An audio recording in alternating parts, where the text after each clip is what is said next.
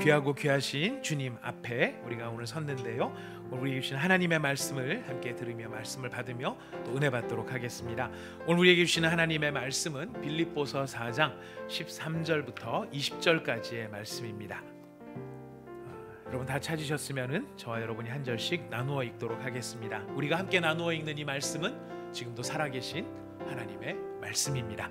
제가 13절을 먼저 읽겠습니다. 내게 능력 주시는 자 안에서 내가 모든 것을 할 수 있느니라.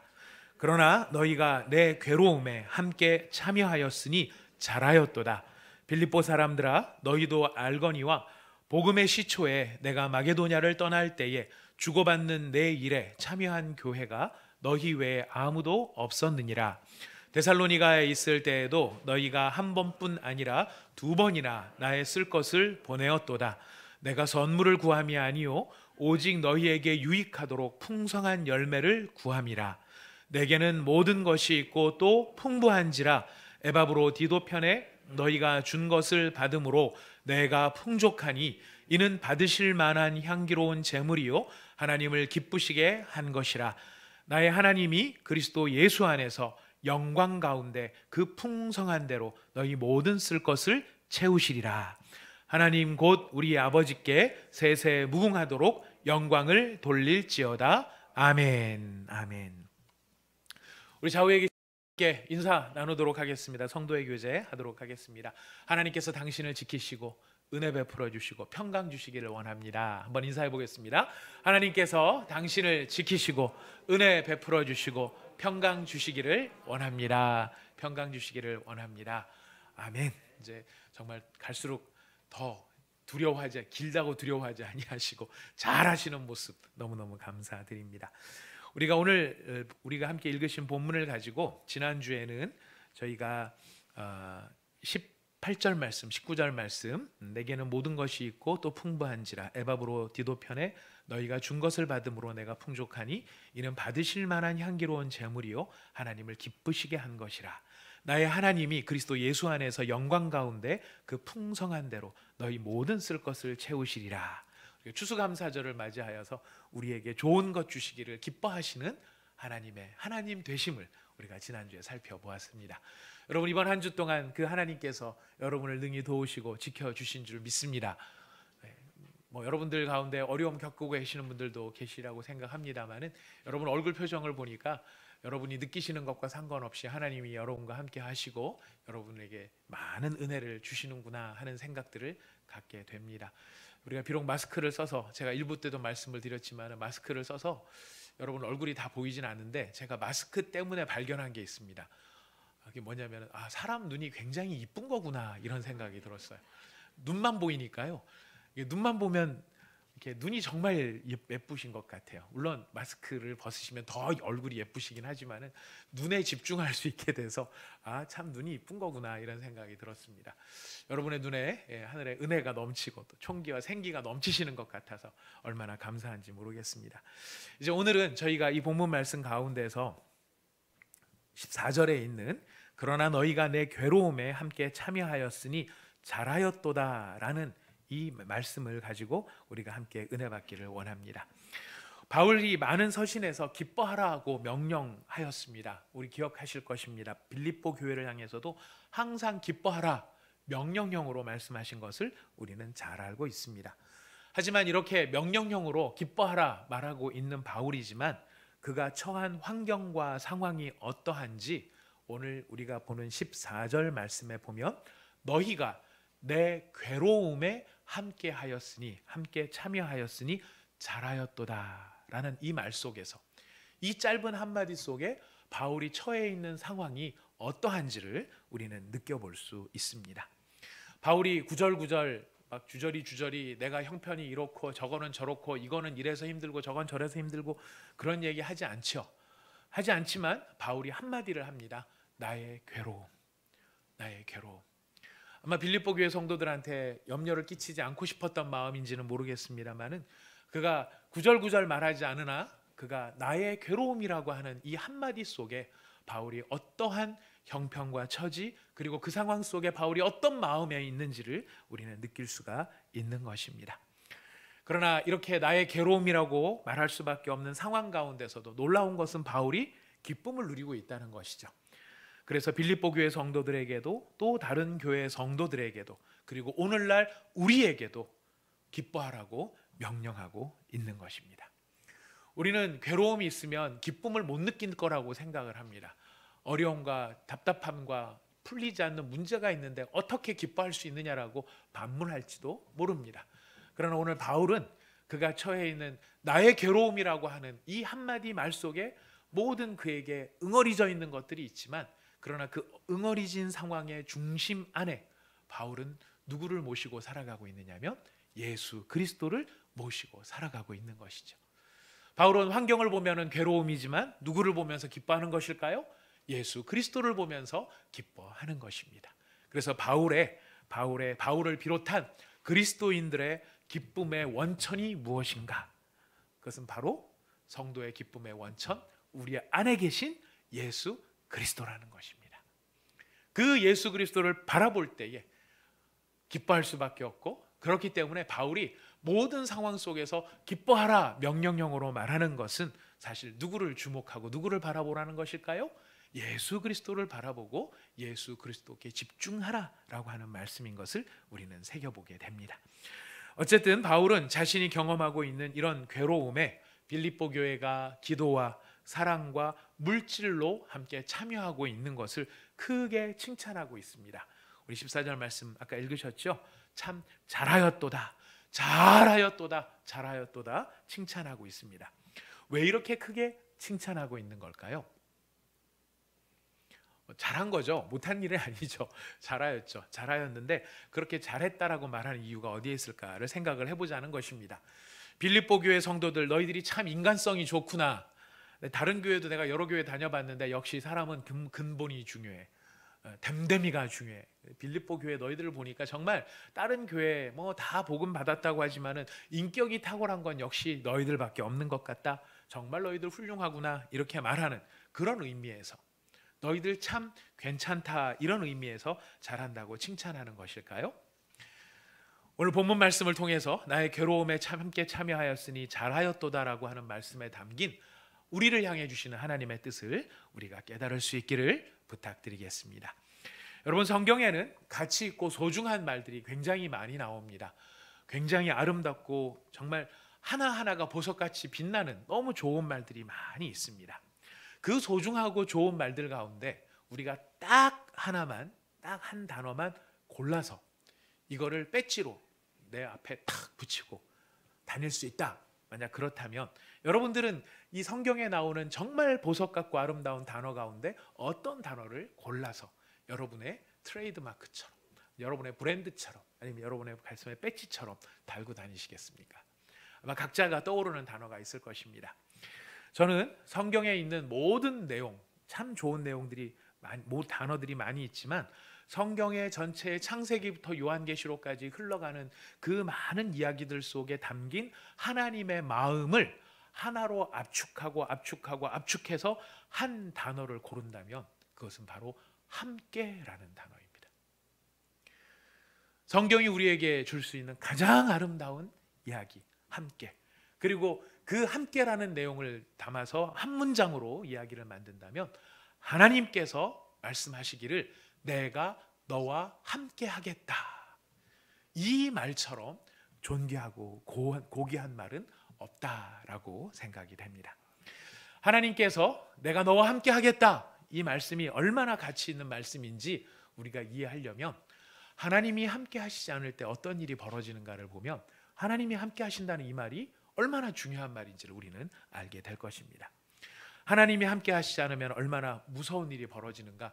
우리 대표적인 케이스는 죄를 저지른 첫사람 아담과 하와와 그의 가족의 비극적인 모습이죠.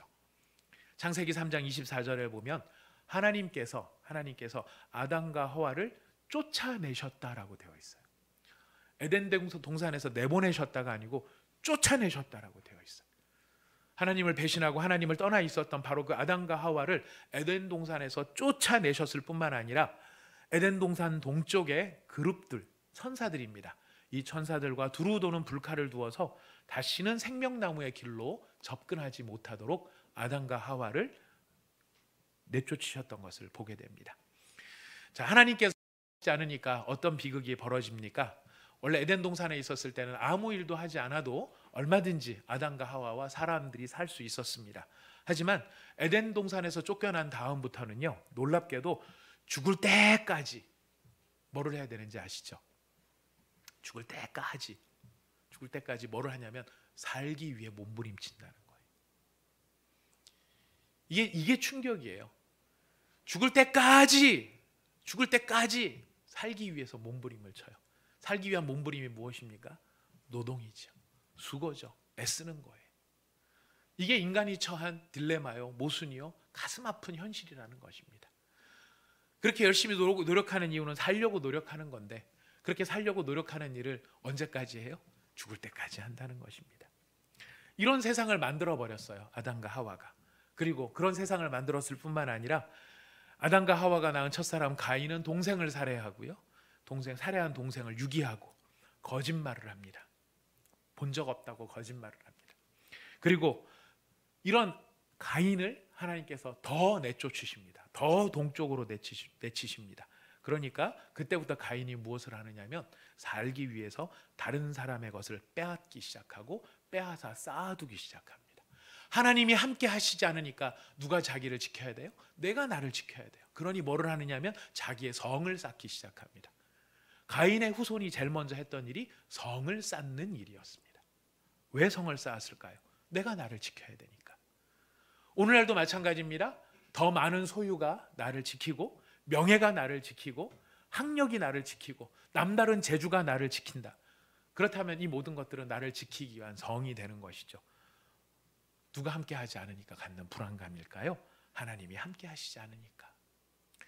여러분, 하나님이 함께 하시다가 하나님이 떠나가시면 또한 어떤 일이 벌어지는가, 이걸 가장 극적으로 보여주는 사람이 있는데, 그 사람이 누구냐면 우리가 잘 아는 이스라엘의 처음 왕 사울이에요. 우리가 사울에 대해서 한번 읽어볼 필요가 있습니다. 사무엘상 16장입니다. 여러분 성경, 구약 성경 사무엘상 16장 13절을 가시도록 하겠습니다. 사무엘상 16장 13절 말씀입니다. 사무엘상 16장 13절 말씀부터 23절까지 양이 조금 깁니다. 혹시 좀 추우십니까? 춥진 않으십니까? 네. 에어컨을 좀 틀어놨고, 일부 때는 굉장히 좀 후덥지근해가지고 많은 분들이 조금 힘드신 게 있어서 에어컨을 좀 틀어놓은 상황입니다. 혹시 추우신 분이 계시면 누구든지 저 뒤에 안내 말씀을 해주시면 또 저희가 조치를 하도록 하겠습니다. 자, 우리 16장 13절부터 23절까지 조금 기니까 저와 여러분이 한 절씩 나누어서 읽어보도록 하시죠. 사무엘이 기름불병을 가져다가 그의 형제 중에서 그에게 부었더니 이날 이후로 다윗이 여호와의 영에게 크게 감동되니라. 사무엘이 떠나서 라마로 가니라. 여호와의 영이 사울에게서 떠나고 여호와께서 부리시는 악령이 그를 번뇌하게 한지라.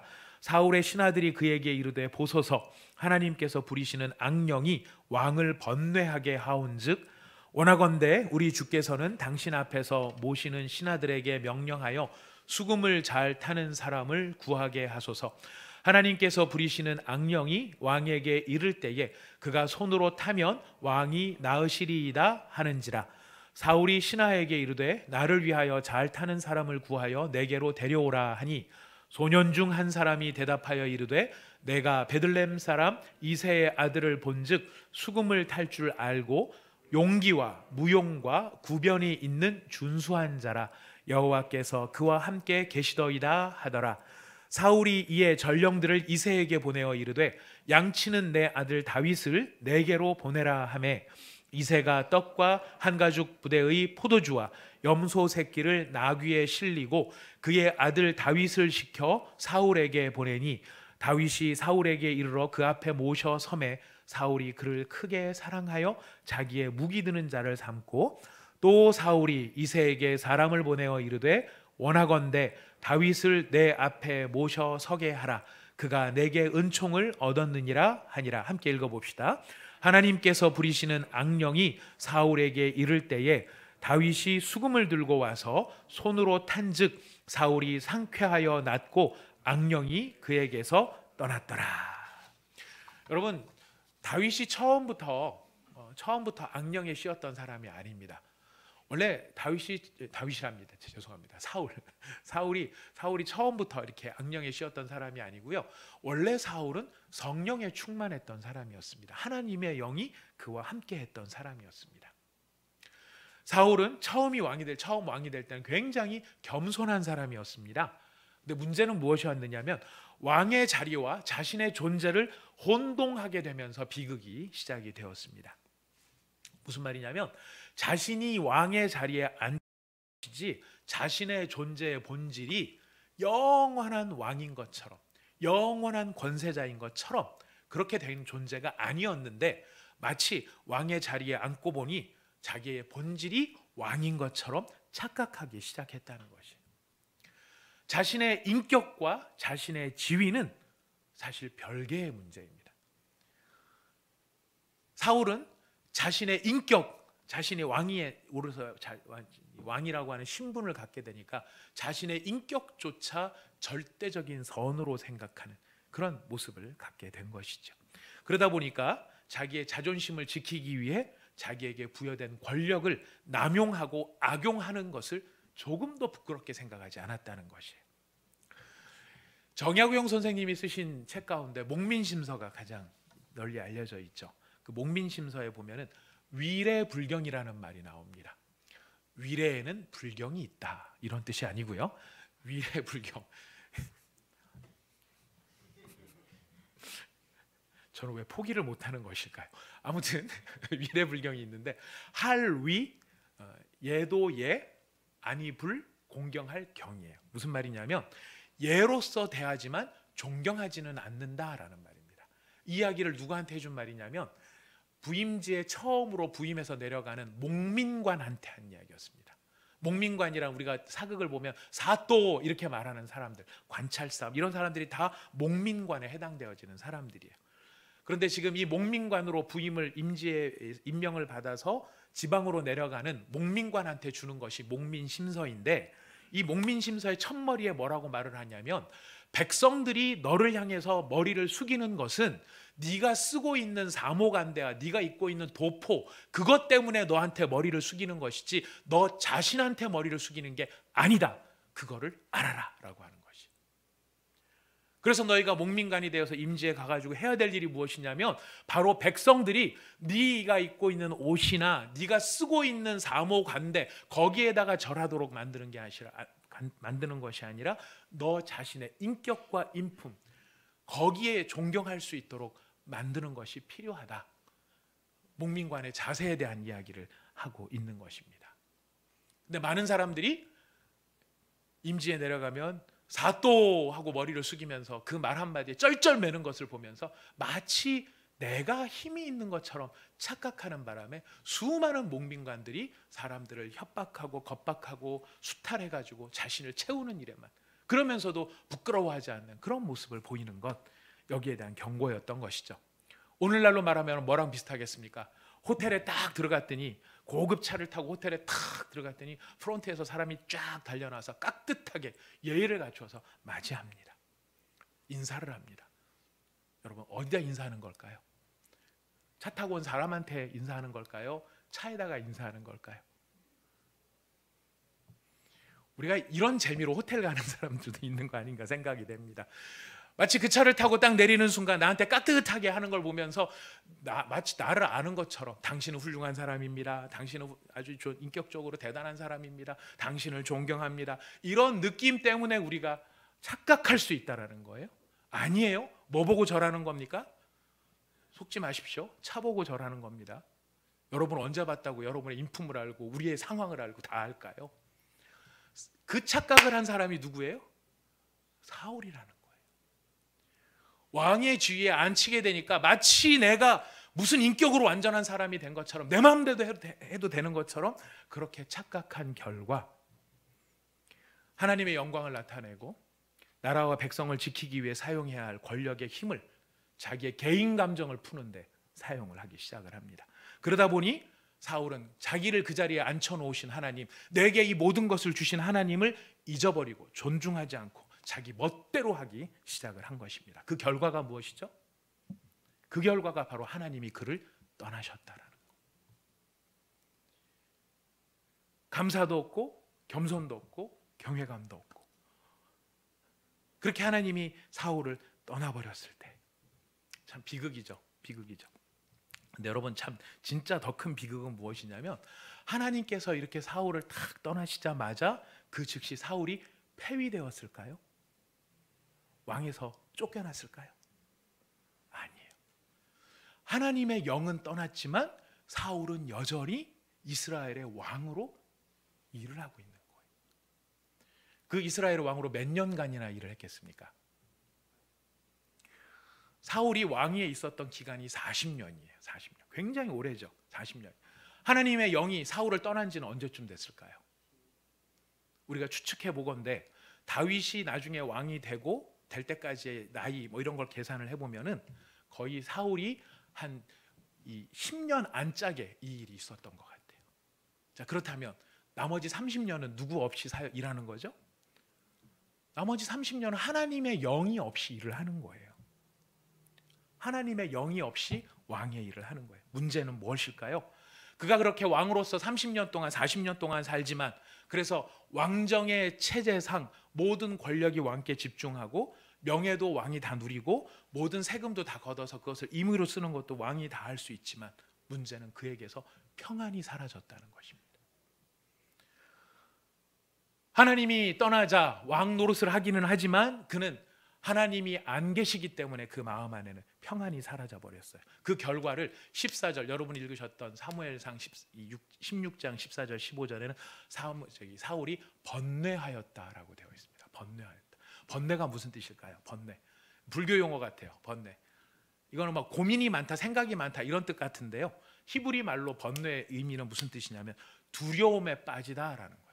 무서워하다라는 거예요. 공포에 짓눌리고 질식할 것 같은 두려움이 사울을 찾아와 그를 누르기 시작했다라는 것이, 바울이 마음속에 공포가 사로잡기 시작을 한 것입니다. 그나마 이 공포가 완화되는 건 언제냐면, 하나님의 영이 충만한 사람이 와서 그 사람이 연주를 하면 그 하나님의 영 때문에 바울의 증세가 조금 완화되었던 것이에요. 제가 사울을 생각할 때 가장 안타까운 부분은 이겁니다. 이렇게 30년이라는 기회의 시간이 있었는데 진짜 안타까운 것은 그가 끝까지 하나님께 돌아오지 않았다는 거예요. 공포감을 느끼면서, 두려움을 느끼면서, 그 마음속에 불안감이 가득함에도 불구하고, 그 이유가 하나님의 영이 자기를 떠났기 때문이라는 사실조차도 알면서도 사울은 하나님께 매어 달리지 않더라는 것입니다. 이게 인간의 고집이에요. 이게 인간의 오만함이고 이게 인간의 완악함이에요. 더 놀라운 것은 이 30년 동안 사울이 제사를 드렸을까요? 안 드렸을까요? 드렸죠. 당연히 드렸죠. 30년 동안 이스라엘의 가장 중심되는 시스템이 성막 시스템인데, 매일 3번씩 드리는 제사, 이 한 달에 월삭으로 드리는 제사, 절기마다 드리는 제사, 그때 왕이 안 나가면 안 됩니다. 항상 나갑니다. 항상 나가는데 누구는 안 찾아요? 하나님은 안 찾아요. 이게 무서운 것이에요. 오늘날도 우리 가운데 참 안타까운 그러니까 우리 온사랑의 교회 성도들이 아니고요, 우리 한국교회 성도들을 이렇게 보면서 우리가 정말 하나님 앞에 기도하게 되는 것은, 정말 하나님의 영이 함께 하셔서 그 마음이 두려움과 공포와 염려에 짓눌리지 아니하고, 아까 바울 보셨죠? 예수의 영이 함께 하니까 그 상황 속에서 기뻐할 수 있는 그런 믿음의 실체가 있는 성도들, 하나님을 전심으로 찾는 사람들, 공포심과 두려움을 느끼면서도 고집 피우면서 하나님께 돌아오지 않는 게 아니라 하나님께 딱 돌아와서 하나님께 모든 것을 맡기고 그 신앙을 회복할 수 있는 은혜가 우리 가운데 회복되게 하여 주시옵소서. 우리가 함께 기도해야 될 것입니다. 네. 자, 반대로 여러분, 하나님이 함께 하시면, 하나님이 있다가 떠나가시면 이런 번뇌가 그를 사로잡았다 그렇게 얘기를 하는데요, 하나님이 함께 하시면 어떻게 될까요? 여러분, 성경에 나오는 믿음의 사람들의 공통점이 있어요. 그건 뭐냐면 하나님께서 항상 이렇게 말씀해 주세요. 내가 너와 함께 하겠다, 이렇게 말씀을 해주세요. 이 하나님이 함께 해주시면 어떤 일이 벌어지는가? 여러분 찾을 거 많습니다. 뭐 아브라함, 이삭, 야곱, 요셉, 모세, 또 뭐 하여튼 제가 막 2장 그냥 넘어갑니다. 두 장 다 넘어가고 제가 한 장만 하나만 두 사람만 찾아볼게요. 두 사람만 찾아보는데 기드온에 대해서 한번 찾아봅시다. 사사기를 한번 가보겠습니다. 사사기는 사무엘상 앞쪽에 있습니다. 사사기 6장 12절부터 16절까지입니다. 하나님이 함께 하실 때 어떤 놀라운 일들이 벌어지는가? 네. 사사기 6장 12절부터 16절까지 우리 한 목소리로 같이 읽어보시도록 하겠습니다. 구약성경 370페이지 정도 있습니다. 사사기 6장 12절부터 16절 읽어봅시다. 시작. 여호와의 사자가 기드온에게 나타나 이르되 큰 용사여 여호와께서 너와 함께 계시도다 하매 기드온이 그에게 대답하되 오 나의 주여 여호와께서 우리와 함께 계시면 어찌하여 이 모든 일이 우리에게 일어났나이까. 또 우리 조상들이 일찍이 우리에게 이르기를 여호와께서 우리를 애굽에서 올라오게 하신 것이 아니냐 한 그 모든 이적이 어디 있나이까. 이제 여호와께서 우리를 버리사 미디안의 손에 우리를 넘겨 주셨나이다 하니 여호와께서 그를 향하여 이르시되 너는 가서 이 너의 힘으로 이스라엘을 미디안의 손에서 구원하라. 내가 너를 보낸 것이 아니냐 하시니라. 그러나 기드온이 그에게 대답하되 오 주여 내가 무엇으로 이스라엘을 구원하리이까. 보소서 나의 집은 므낫세 중에 극히 약하고 나는 내 아버지 집에서 가장 작은 자니이다 하니 여호와께서 그에게 이르시되 내가 반드시 너와 함께 하리니 내가 미디안 사람 치기를 한 사람을 치듯 하리라 하시니라. 기드온에게 나타나셔서 하나님께서 너를 괴롭히고 있는 이스라엘을 괴롭히고 있는 미디안을 치라 이렇게 얘기합니다. 그때 기드온을 뭐라고 부르시죠? 앞에 여호와의 사자가 기드온에게 나타나서 뭐라고 말씀하십니까? 큰 용사여 이렇게 나옵니다. 큰 용사여. 큰 용사여 이렇게 부르는데 기드온은 지금 무슨 얘기를 하냐면은 13절이에요. 오 나의 주여 여호와께서 우리와 진짜 함께 하셨다면 왜 이런 일이 우리한테 벌어지는 걸까요? 어서 많이 듣던 이야기 아닐까요? 우리가 맨날 하는 이야기죠. 오 하나님이 나와 함께 하신다면 왜 이런 일이 나한테 벌어지는 걸까요? 저는 기드온 이야기를 읽으면서 사실 속이 좀 시원했습니다. 아, 기드온도 이랬구나 뭐 이런 생각이 들었어요. 그리고 무슨 얘기를 하느냐면 우리 조상들이 일찍이 우리에게 이르기를 여호와께서 우리를 애굽에서 올라오게 하신 것 아니냐. 이게 무슨 얘기냐면 홍해를 갈랐다. 10가지 재앙이 있었다. 우리 조상들한테 그 얘기 다 들었다. 근데 그때 그렇게 한 하나님이라면 지금 어디 계시느냐. 이 얘기를 누가 하고 있어요? 기드온이 하고 있는. 우리만 그런 생각한 게 아니라 기드온도 똑같은 생각을 하고 있었어요. 그렇게 능력 있으신 하나님이라면 왜 우리가 이 지경을 당해야 되고 내가 왜 이 꼴을 당해야 되고 왜 이런 어려움이 있어야 되고 우리 같으면 요즘 뭡니까? 왜 코로나 때문에 벌벌 떨어야 되고 사업은 이렇게 힘들게 하는데도 안 풀리는 것이고 왜 뒤돌아서면 걱정 근심이 있고 하나님이 나와 함께 하신다면서요. 근데 왜 이런 일이 벌어지나요? 이 얘기를 누가 하고 있어요? 고맙게도 기드온이 우리 대신 해주고 있었어요. 여러분 뭐 하면은 기드온도 그랬어요. 나중에 일러주시기 바랍니다. 놀랍게도 그런 기드온을 뭐라고 부르고 있습니까? 큰 용사라고 부르고 있어요. 큰 용사답습니까? 아니에요. 그런데도 불구하고 큰 용사라고 부르십니다. 이유는 한 가지예요. 누가 그와 함께 하시니까. 하나님이 너와 함께 하실 것이기 때문에. 네가 지금은 의심에 가득 차 있고 두려움에 가득 차 있고 믿어지지 않고 문제는 풀리지 않아서 벌벌 떨면서 그 하나님 애굽 홍해를 가르셨던 그 하나님 지금 어디 계시냐고 반문하고 있는 그런 우리의 모습일지 모르지만 그런 사람일지라도 하나님이 찾아오신다는 것 여러분 기억하시기를 바랍니다. 그리고 그 힘은 어디서부터 비롯되어집니까? 큰 용사라고 불릴 수 있는 힘은 내가 강하기 때문이 아니라 나를 붙잡아 주시는 하나님이 계시기 때문에. 기드온이 우리가 다 읽습니다. 뒷부분 다 나중에 우리 기드온을 생각할 일이 있겠습니다만 기드온이요 믿음 갖기 위해서 굉장히 많은 과정들을 거쳤어요. 그리고 겨우 믿음을 갖게 됩니다. 중요한 거는 하나님이 함께 하시면 이런 사람조차도 하나님께서 계획하신 대로 큰 용사로 쓰임 받을 수 있다는 것입니다.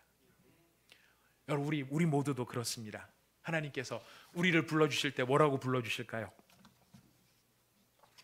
뭐 큰 용사여까지는 아니지만 우리의 마음에 하나님께서 가끔 깨닫게 해주실 때가 있어요. 우리 마음에 어떤 우리도 모르게 어떤 비전들을 갖게 될 때가 있어요. 순간적으로 아주 이상하게 이런 무슨 일을 해야 되나? 이런 하나님을 위해서 이런 큰 일을 해야 되나? 혹은 또 어떤 때는 뭐 큰 헌금을 해야 되나? 아니면 또 누구를 좀 가서 도와야 되나? 무슨 사역을 해야 되나? 이럴 때 우리 마음속에 무슨 생각이 들어옵니까? 에이, 나 같은 게 뭐 그냥 살기도 바쁜데 뭐 이런 생각이 우리 마음속에 들 수 있어요. 여러분 처음 주셨던 그 마음 누가 주시는 걸까요? 하나님께서 주시는 거예요. 근데 나는 뭐라고 생각해요? 안 돼요 라고 생각하죠. 근데 하나님께서 그 일을 어떻게 하실까요? 여러분 평생을 두고 오늘 이 설교 여러분 기억나시면 좋겠는데요. 나중에 여러분 인생 마치실 때 이 설교가 꼭 기억나셨으면 좋겠습니다. 나는 안 돼요 했던 그 일을 하나님께서 여러분을 통해 이루신 것을 발견하게 되실 것입니다. 누가 함께 하시니까? 하나님이 함께 하시니까. 이 이야기를 이렇게 멋지게 표현한 사람이 있습니다. 이사야 41장으로 가보겠습니다. 이사야 41장이에요. 이사야 41장 우리 8절 말씀부터 14절까지의 말씀을 한번 보겠습니다. 이사야 41장 8절부터 14절 말씀. 네, 우리 같이 한번 또 읽어보도록 하겠습니다. 시작. 그러나 나의 종 너 이스라엘아, 택한 야곱아, 나의 벗 아브라함의 자손아, 내가 땅끝에서부터 너를 붙들며 땅 모퉁이에서부터 너를 부르고 내게 이르기를 너는 나의 종이라. 내가 너를 택하고 싫어하여 버리지 아니하였다 하였노라. 두려워하지 말라. 내가 너와 함께함이라. 놀라지 말라. 나는 내 하나님이 됨이라. 내가 너를 굳세게 하리라. 참으로 너를 도와주리라. 참으로 나의 의로운 오른손으로 너를 붙들리라. 보라, 내게 노하던 자들이 수치와 욕을 당할 것이요 너와 다투는 자들이 아무것도 아닌 것 같이 될 것이며 멸망할 것이라. 내가 찾아도 너와 싸우던 자들을 만나지 못할 것이요 너를 치는 자들은 아무것도 아닌 것 같이 같고 허무한 것 같이 되리니 이는 나 여호와 너의 하나님이 내 오른손을 붙들고 내게 이르기를 두려워하지 말라. 내가 너를 도우리라 할 것임이니라. 버러지 같은 너 야곱아, 너희 이스라엘 사람들아, 두려워하지 말라. 나 여호와가 말하노니 내가 너를 도울 것이라. 내 구속자는 이스라엘의 거룩한 이인이라. 아멘. 이 말씀이 너무 좋아요. 뭐 때문에 좋은지 아세요? 느낌 오시죠? 버러지 같은 너 이스라엘아, 이것 때문에 좋아요. 왜냐하면 제가 그렇거든요. 지금 하나님께서 내가 너와 함께하리라, 두려워하지 말라, 놀라지 말라 얘기하는데도, 하나님이 거듭거듭 말씀하시는데도 지금 이 말씀을 듣고 있는 이스라엘의 영적 상태가 어때요? 계속 두려워하는 거예요. 걱정하는 거예요. 그게 이스라엘의 영적 실체였는 것 같아요. 오죽하면 하나님께서 뭐라고 말씀하십니까? 그러니 버러지 같다 얘기하는 거예요. 버러지 같다. 근데 버러지 같은데도 어때요? 중요한 것은 하나님이 함께 하시겠다. 네 오른손을 붙들고 누가 이루시겠다? 하나님이 이루시겠다. 하나님이 이루시겠다. 여러분, 하나님이 함께 하시면은요, 버러지 같은 인생도 하나님이 쓰시는 도구가 될 수 있는 것이에요. 그래서 우리가 무엇을 사모해야 되겠습니까? 하나님, 저와 함께 해주십시오. 함께 해주십시오. 여러분, 하나님이 함께 하시면은요, 그냥 말로만 해주시는 게 아니에요. 여러분, 이사야 49장으로 한번 가보겠습니다. 이사야 49장 8절에서 10절을 읽어봅시다. 이사야 49장 8절에서 10절 같이 읽어보겠습니다. 시작. 여호와께서 이같이 이르시되 은혜의 때에 내가 내게 응답하였고 구원의 날에 내가 너를 도왔도다.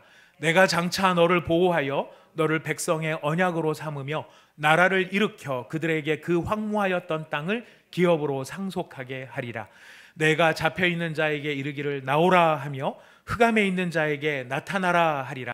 그들이 길에서 먹겠고 모든 헐벗은 산에도 그들의 풀밭이 있을 것인즉 그들이 줄이거나 목마르지 아니할 것이며 더위와 볕이 그들을 상하지 아니하리니 이는 그들을 긍휼히 여기는 이가 그들을 이끌되 샘물 근원으로 인도할 것임이니라. 아멘. 이 말씀은 지금 누구한테 주시는 말씀이냐면 바벨론의 포로로 잡혀가 있었던 이스라엘 백성들한테 하는 이야기입니다. 그리고 예루살렘으로 돌아갈 것을 이야기를 하고 있습니다. 근데 말은 쉬워서 돌아가라는 것인데 돌아가려면 무슨 일을 겪어야 되느냐면 1600km 되는 거리를 걸어가야 된다는 거예요. 지금처럼 기차가 있는 것도 버스가 있는 것도 아니에요. 잘해야 낙타 아니면 말이에요. 거기 혼자 갑니까? 부인 데려가야죠. 아장아장 걷는 애기 데려가야죠.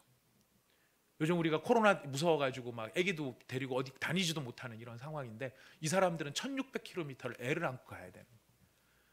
그 길을 걸어가라고 지금 이야기하면서 하나님이 뭘 약속해 주시는가? 뭘 약속해 주시는 걸까요? 너희들이 길에서 먹을 것이다. 길에서 먹는다는 게 무슨 뜻이겠습니까? 그 긴 거리를 오는데 이 아무리 좋은 지역을 통과해서 온다 하더라도 중동 지역의 특성상 어느 때는 모래바람을 만나야 되고 어떤 때는 길이 아닌 곳을 가야 되는 겁니다. 그럼 무슨 생각이 들겠습니까? 하나님 우리를 죽이시려고 여기를 끌고 가시는 건가? 하나님 우리와 함께 하시는 건가? 이런 의심이 들만할 때 하나님께서 보여주시는 증거, 너희가 길에서 먹을 것이다. 무슨 말이냐면 굶지 않을 것이다. 또 뭐라고 말을 합니까? 모든 헐벗은 산에 너희를 위한 풀밭을 준비해 놓을 것이다. 그 상황 속에서는 이러다 죽지, 여기 쉴 곳이 없지, 여기 끝장난 곳이지 싶은 바로 그곳에 하나님께서 뭐를 예비하시겠다고요? 풀밭을 예비해 놓으시겠다. 목마름이 가득한 그 상황 속에 샘물 근원으로 인도하시겠고요. 여기 보니까 더위와 볕이 너희를 상하지 못하게 할 것이다. 잘 들으셔야 됩니다. 더위와 볕이 없는 게 아니에요. 더위와 볕이 있어요. 있는데 어떻게 한다는 겁니까? 너희를 상하지 못하게 할 것이다.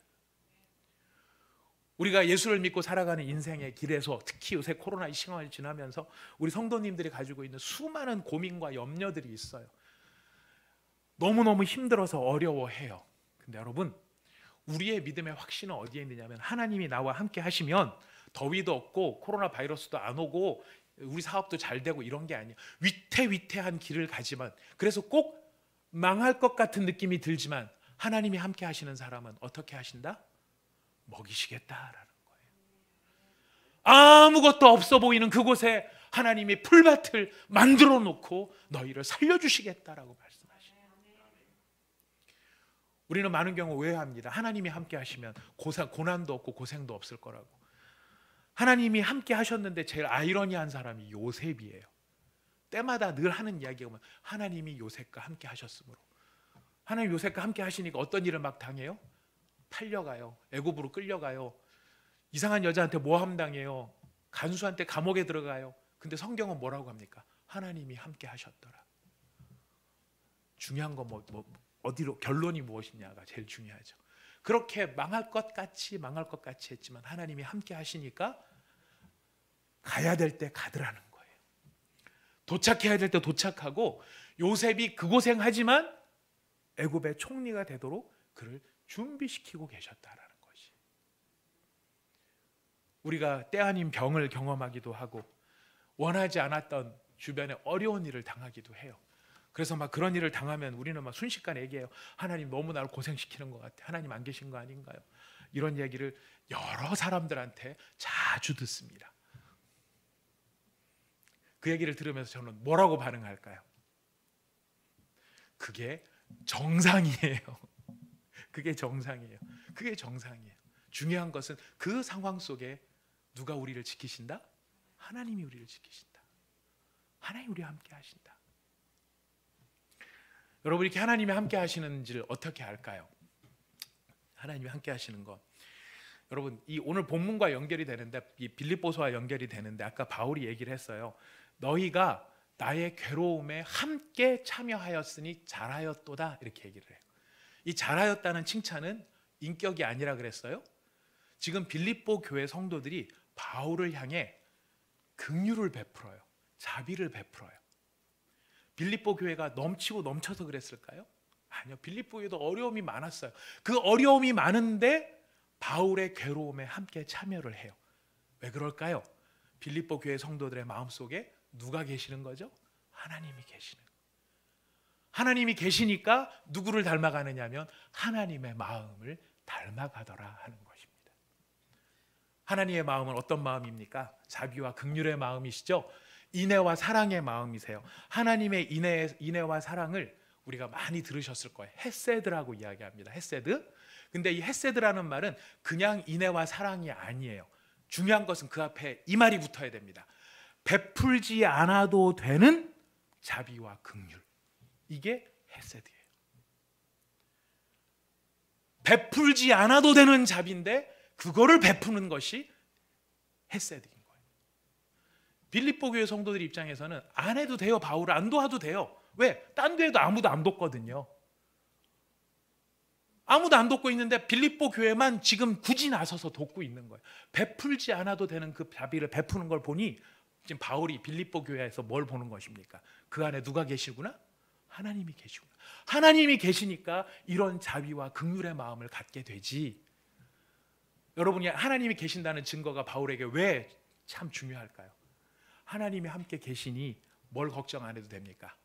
빌립보 교회가 어려움에 있고 힘든 일이 있지만 누가 저들을 지킬 것이다? 하나님이 저들을 지킬 것이다. 하나님의 마음으로 가득한 저런 사람들 보니까 하나님이 함께 하시니까 어려움이 있을 것이고 순교당하는 사람도 있을 것이고 괴로움을 겪는 사람도 있겠지만 하나님께서 이사야에 주신 약속의 말씀처럼 길에서도 분명히 먹이실 것이고 아무것도 없는 것 같은 헐벗은 산에도 저들을 위해 예비된 풀밭이 있을 것이고 하나님이 저들과 함께 하고 계시니 갑갑하고 곤고한 속에서도 목을 축일 수 있는 일들을 하나님께서 허락하시고 그들을 도울 것이구나. 그러니 빌립보 교회를 바라볼 때 바울의 마음이 어떻겠습니까? 그래, 잘했다, 잘했다, 정말 잘했다 말할 수 있는 것이. 하나님이 왕으로 세운 사람도 자신의 지위와 자신의 인격을 혼동해서 하나님 앞에 교만하게 행했을 때는 하나님이 떠나버리시지만은요, 하나님의 마음을 닮아서 베풀지 않아도 되는 자비. 여러분, 그렇다고 무슨 대단한 일을 꼭 하라는 거 아닙니다. 저 사람 잘 돼야 될 텐데, 저 사람 진짜 성공해야 될 텐데, 저 사람이 정말 영혼 가운데 평안이 있어야 될 텐데, 이런 마음가짐으로 그 사람한테 커피 한 잔이라도 사줄 수 있는, 안 사줘도 되거든요. 그잖아요. 안 사줘도 되는데 정말 저 사람 어떻게 했는지 위로받기를 바라는 마음으로 따뜻한 말 한마디로 건넬 수 있는 것, 그게 무엇이냐면 바로 헤세드인 것이. 그런 마음이 있는 사람, 누가 함께 하시는 사람입니까? 하나님이 함께 하시는 사람. 그렇다면 누가 지키십니까? 하나님이 지키시는 거예요. 요즘 같은 때 그렇다면 우리가 어떤 일에 더 힘써야 될까요? 나를 무시해? 명색이 내가 누군데 나를 무시해? 차 바꿔, 좀 더 센 걸로. 이거 딱 타고 다니면 저것들이 나를 무시하지 않을 거야. 이거? 아니죠. 이거 아니에요. 우리가 이런 시대에 더 힘써야 될 것은 우리 주변을 돌아보는 일입니다. 모든 사람이 다가 아니에요. 아주 한 사람만이라도, 정말 작은 한 사람만이라도 나한테 빠지지 않는 거예요. 나한테 함몰되지 않는 거예요. 나만 생각하는 게 아니에요. 내 괴로움만 보는 게 아니에요. 하나님이 함께하는 사람은 내가 괴로운 중에도 지극히 작은 한 사람, 그 사람을 위해 기도할 수 있는 사람이고요, 지극히 연약한 한 사람의 손을 붙잡아 줄 수 있는 사람이고요, 지극히 왼수 같은 그 인간을 향해 뒤통수해야 되고 복 받아라 이렇게 말해 줄 수 있는 사람이. 누가 할 수 있는 사람이에요? 하나님이 함께하는 사람. 그 사람이 누구일까요? 우리 온사랑의 교회 성도님들, 우리 온사랑의 교회, 제가 그건 확실히 압니다. 우리 온사랑의 교회 성도님들이 어떻게 하나님과 함께하는 사람인 줄 제가 너무나 잘 알고 있습니다. 자, 그렇다면 우리가 무엇에 더 힘써야 될까요? 하나님, 제 마음에 더 견고하게 함께하여 주십시오. 제 마음에 강력하게 함께하여 주십시오. 상황이나 형편에 두려워하지 않고, 번뇌에 빠지지 않고, 무서움 속에 사로잡히지 않고, 성령이 주시는 평안함 속에 하나님이 나를 위해 행하실 모든 일을 기대하며 달려나가는 그런 믿음의 사람으로 주님, 저를 강한 용사로 세워 주옵소서. 우리 시간 같이 함께 기도하도록 하겠습니다. 오늘 주신 말씀을 생각하면서 하나님께서 우리와 함께 하시는 증거들, 여러분 마음속에 이런 헤세드의 마음을 주실 것이에요. 여러분 힘들고 어렵습니다. 이럴 때 우리가 나 힘들어, 나 괴로워, 나만 보고 내 얘기만 하는 것이 아니고, 내가 힘들고 괴롭지만 내 주변을 돌아보며 그 한 사람을 위해서 우리가 한마디의 기도, 한 번의 격려, 한 번의 따뜻한 위로, 주님 주변을 따뜻하게 할 수 있는 하나님이 함께하는 사람, 하나님이 책임져 주시는 사람, 그 인생으로 살아갈 수 있도록 주여 저와 함께하여 주시고 하나님이 나와 함께 하시는 것을 확실하게 깨닫는 은혜를 허락하여 주시옵소서. 시간 같이 한번 간절하게 기도하도록 하겠습니다. 하나님 아버지 감사합니다.